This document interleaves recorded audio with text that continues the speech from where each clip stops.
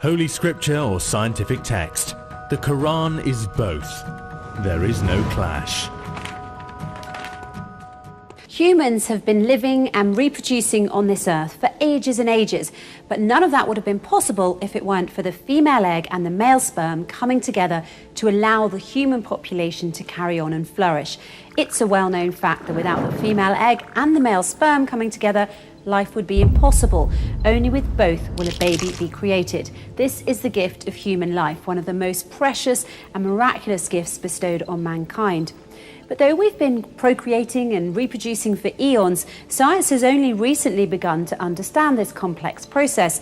Think back to the movies that depicted the olden days. A queen is pregnant and gives birth to a baby girl when it is a male heir that is required. Uh-oh. Then she's promptly blamed for the baby's gender by her husband and his family.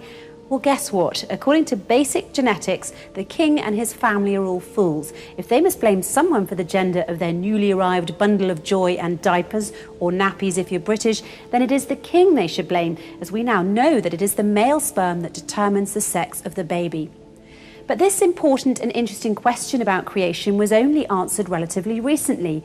Who or what determines the gender, sex of a baby? Is it the egg or the sperm? Is it a combination of the two? Scientists and scholars argued about this for ages before determining the truth, namely that the sperm, which carries either an X or a Y chromosome, is what determines a baby's gender, since all female eggs are the same and carry only the X chromosome. Thus, when a man's sperm carries the X chromosome, you will have XX and a baby girl. But when a man's sperm carries the Y chromosome, you get XY and a baby boy as the result.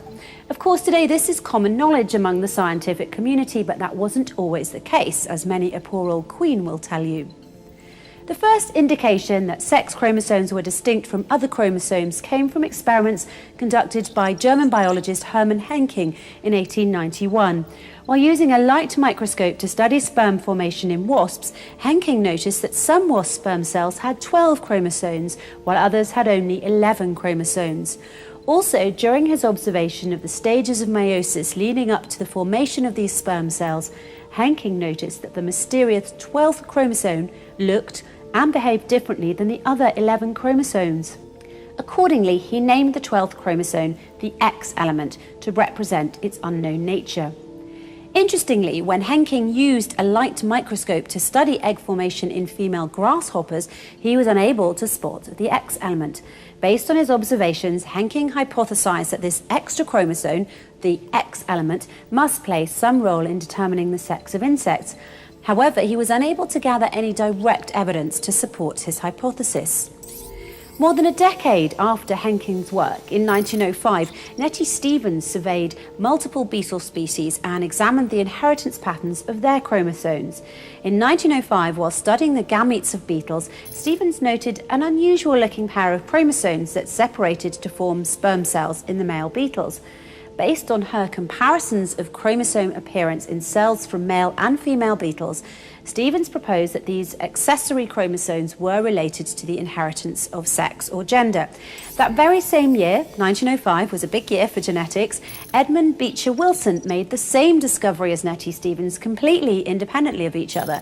So both Edmund Beecher Wilson and Nettie Stevens are credited with discovering the chromosomal XY sex determination system, the fact that males have XY sex chromosomes and females have XX sex chromosomes. So this information, in the grand scheme of things, is considered to be a relatively recent discovery. However, the incredible and almost unbelievable part is this. The Holy Quran, 1400 years ago, and with amazing accuracy, stated that the sex of human babies is determined by the sperm.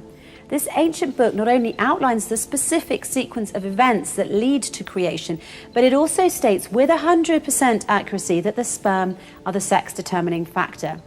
God says in the Holy Quran, He has created both sexes, male and female, from a watery bit of the semen which has been ejected. The term watery bit of semen in the verse above is referring to the sperm component of semen. Now, there have been some who've said that the ancient Egyptians predicted how the creation process worked even before the Holy Quran was sent down. While this may be true, but most likely is a myth, ancient Egyptian wasn't translated until the last century, while the Holy Quran made its statement 1400 years ago. The Egyptians were using hieroglyphics for 3,400 years until they died out about 1,600 years ago in AD 400, when the Rosetta Stone, an ancient artifact that became the key to understanding Egyptian hieroglyphics, was discovered in 1799.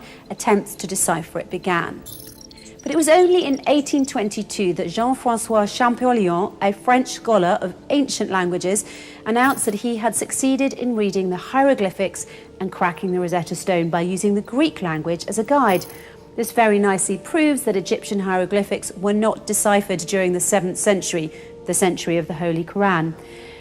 So in conclusion, the Holy Quran is the only ancient book that states specifically that the sex determination is caused by the sperm and that the sperm determines the sex of every baby. From 1400 years ago, a scientific fact which was later discovered by Edmund Beecher Wilson and Nettie Stevens only in 1905 when they discovered the chromosomal XY sex determination system, namely the fact that males have XY sex chromosomes and females have XX sex chromosomes.